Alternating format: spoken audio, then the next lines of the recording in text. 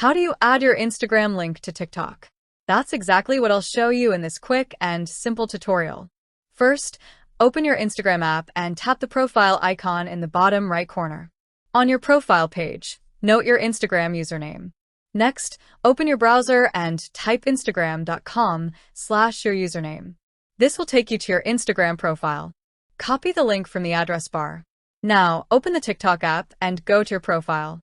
Tap the three horizontal lines in the top right corner, go to Settings and Privacy, then tap Account.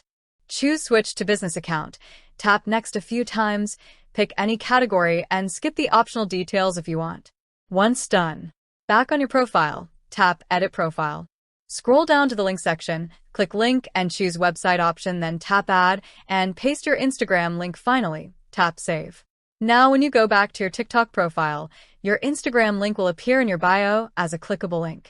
If you found this video useful, don't forget to like and subscribe to our channel for future updates. Thanks for watching. In the end,